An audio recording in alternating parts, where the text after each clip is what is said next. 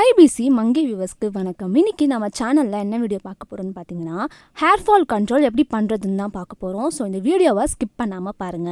Hair fall பேசிக்கா ஸ்ட்ரெஸ்ல இருந்தா வரும் அண்ட் சரியான நியூட்ரிஷன் இல்லைனாலும் வரும். ஸோ இது கண்ட்ரோல் பண்றதுக்கு ஃபர்ஸ்ட் ஸ்டெப் என்னன்னு பார்த்தீங்கன்னா, கிளென்சிங் அண்ட் கண்டிஷன்.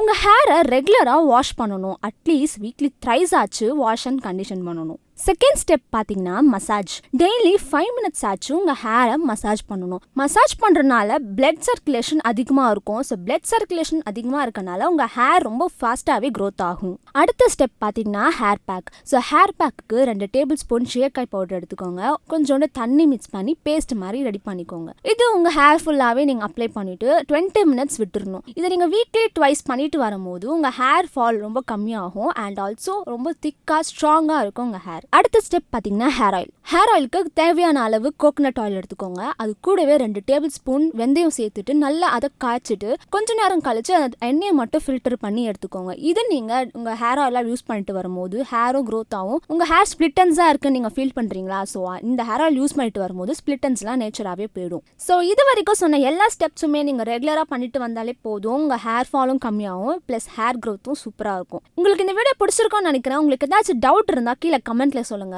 இந்த மாதிரி நிறைய பியூட்டி டிப்ஸ், ஸ்கின் கேர் டிப்ஸ்லாம் தெரிஞ்சுக்கணுமா? அப்போ IBC மங்கை சப்ஸ்கிரைப் பண்ணுங்க. 150 ரூபாய்க்கு பூனம் சாரீஸ் இருக்கு. இதே உங்களுக்கு பிளவுஸ் மெட்டீரியலோட சேர்த்து வருது அப்படின்னு சொன்னா 175 தான்.